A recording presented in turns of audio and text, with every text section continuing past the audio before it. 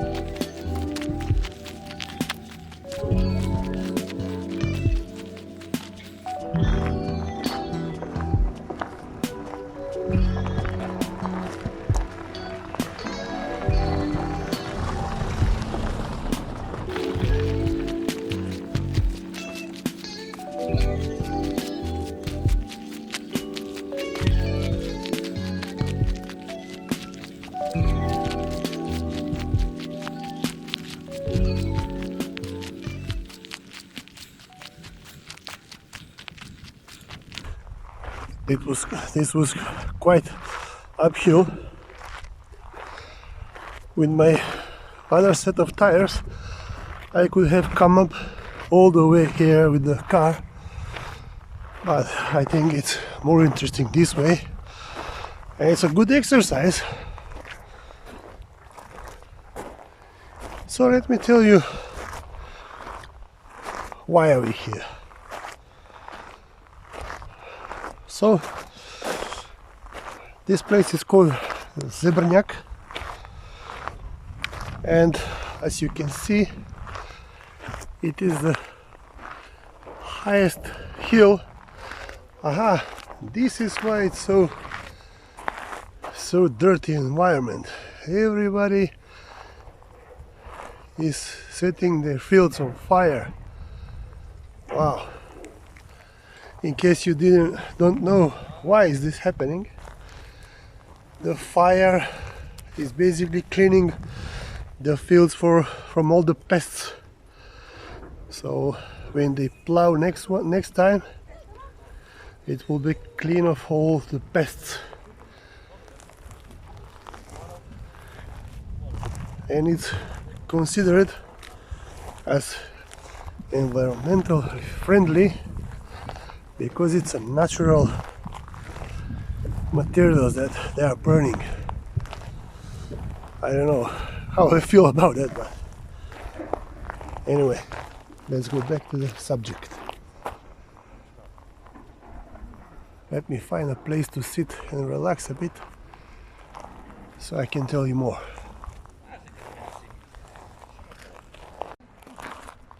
So this is Zebrnjak.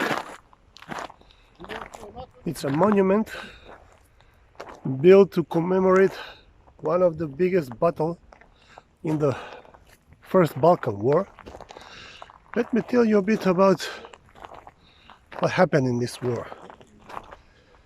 So it was in 1912 when the armies of Serbia, Bulgaria, and Montenegro and Greece decided it is time to face the Ottoman Empire with one major blow. So about 500,000 people, soldiers, were basically raised from Montenegro, Serbia and Bulgaria. Bulgaria had a stunning number of soldiers mobilized. Out of 4 million people, they made to raise almost 600,000 soldiers, but not many of them were actually fighting in this region. This is mostly Serbian army here. So this battle here in 1912 was one of the deciding battles in the war, because the Turkish army, the Ottoman army, had a stronghold here, and actually when Serbian army defeated them, they retreated over 150 kilometers far from here. So why we came here today? Wow, these bugs. So today for me it's 23rd of October. For you it will be a few days later. Maybe I will try to edit this and upload it even today, but I'm not sure about it. So 23rd of October is the day when the battle happened 108 years ago. After the victory, as I have said, Ottoman army was in disarray. They basically fled down, all the way down to Prilep, which is almost 150 kilometers away. And then they also lost a few more battles in Bulgaria, on Kosovo. So it was basically a major blow that they never actually recovered. What is fascinating, during the First Balkan War, Ottomans lost 85% of their European territory and 65% of the entire Ottoman population. So it was a bloody war. Anyhow, the Serb troops have managed to conquer this hill Zebrnjak, which basically oversees the entire valley of Kumanovo. And on the 25th anniversary of the battle, they raised this monument. Well, this is actually what is left from the monument. It was 48.5 meters tall. It was a triangular shaped tower with a clock. I'll try to find and insert some pictures. But during the Second World War, Bulgarian troops has demolished this monument. I don't know what were the motives. Basically, they were losing the war, the Second Balkan War. They lost it,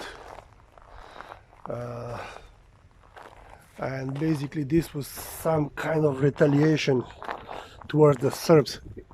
Anyhow, part of it was restored. Is this building as it sits right now.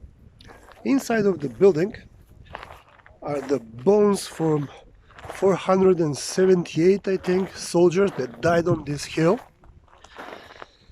Later today, from here we will go to a monastery close by. Why is this interesting? Besides the other story that connects us to this old monastery, is that in this 25 years period from the end of the battle to the anniversary when this monument was raised, the bones were kept in this monastery. There is a lot more about that monastery, but I will tell about it when we get there.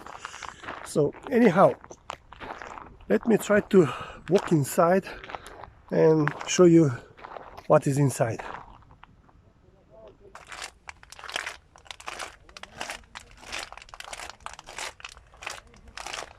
Wow, this is sticky. Look how crunchy.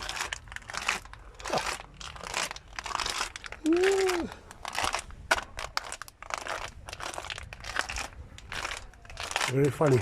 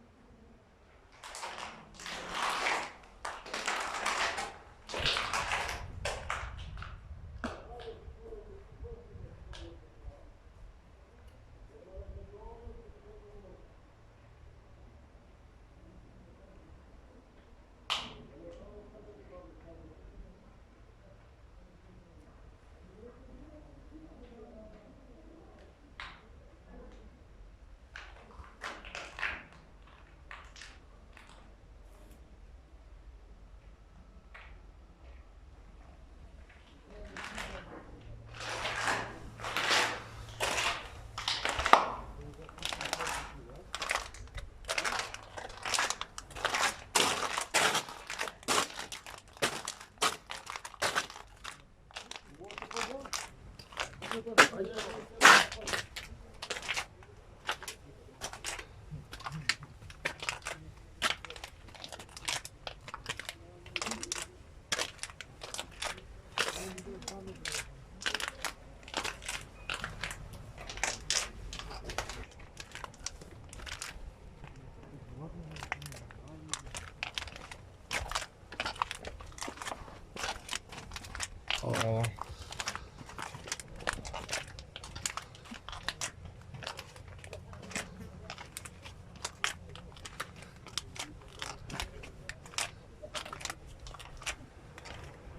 From some of the materials I have read, there was a plan to fully restore this tower by the 2012 on the 100-year anniversary of the battle, but obviously it didn't happen. I guess money are needed for some other projects.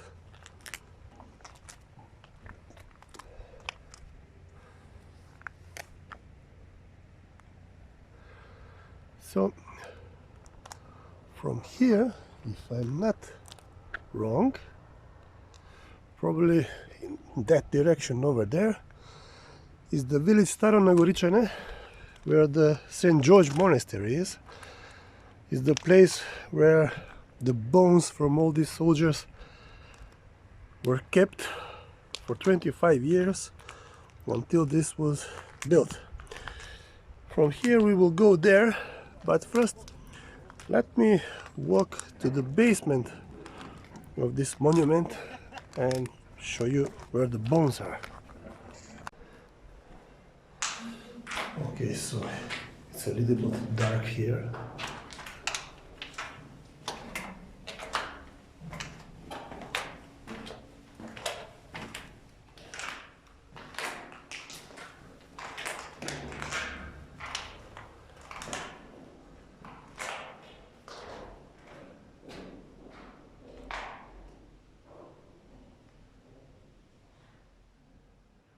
These are pictures of some of the officers and some pictures that are taken probably not only here but from the entire Balkan War in this region.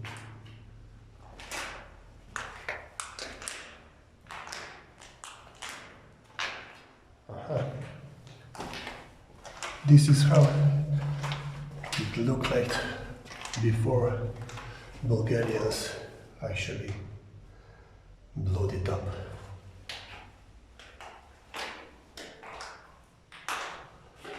Now the light is not really good.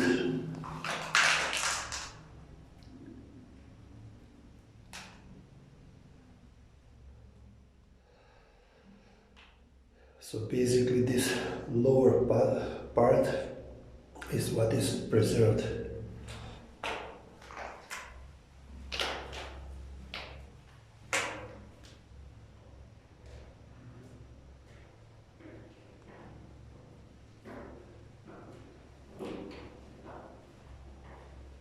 And they even keep the bill of how much it costs to build it. There are some pictures of the build stages. I'm really quite surprised that all these materials is preserved.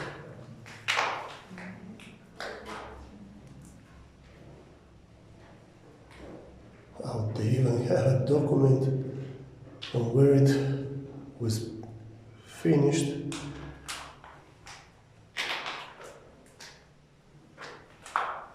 This is quite stunning. I didn't expect it to see so many documents.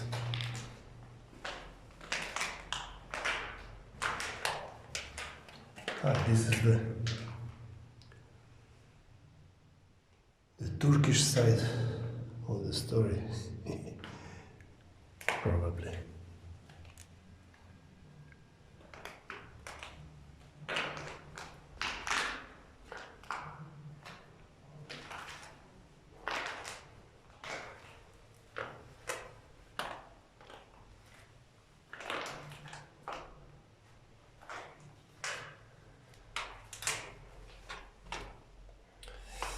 I will write something here.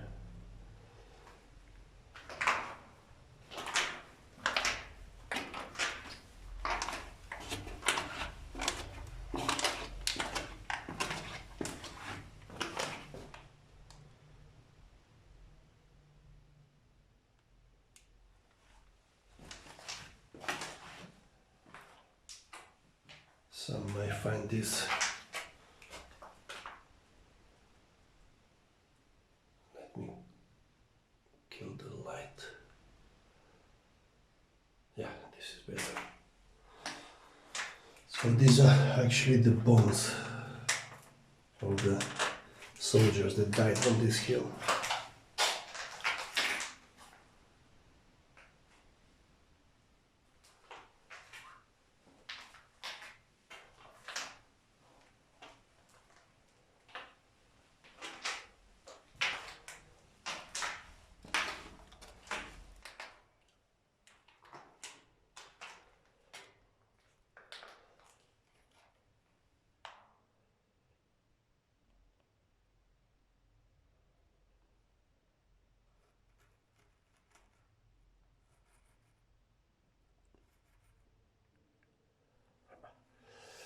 Trying not to steal the pen.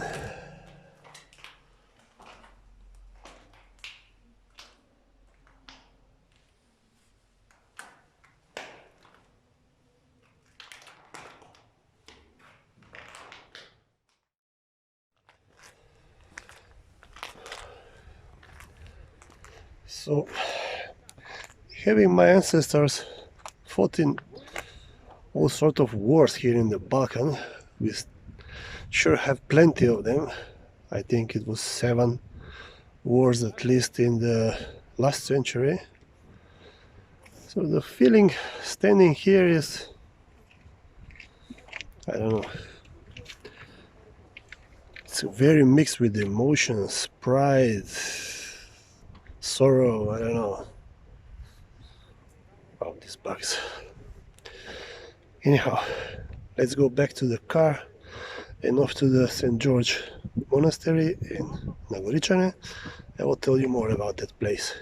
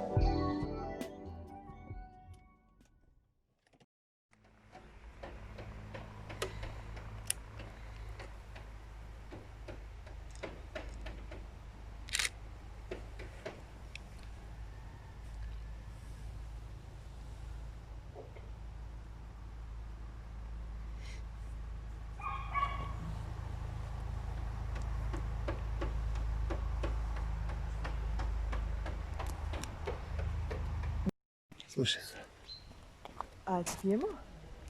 So that is the church, and right behind me, over there, near this beautiful tractor, there is a story about it I will tell you later. There is a small church, but actually that was a cave where one monk lived. The monk was called Prohorobčinski. He's very famous in this area here. So how this story actually develops? You see, there's the stone and the cave. This front is built probably a few hundred years ago as a memorial to the Prohorobčinski. Let me put the phone. Okay, there's the guy on the left. So there was a young hunter called Roman, and this guy was hunting in these hills when he met this monk, and they had a small conversation, and the monk told him one very interesting thing. So he said to Roman, "You know, young guy, don't forget me when you become a king."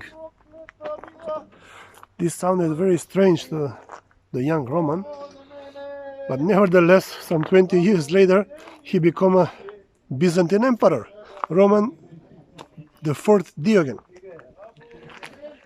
So he remembered what this old monk told him, and came here, and to honor him, he built this monastery.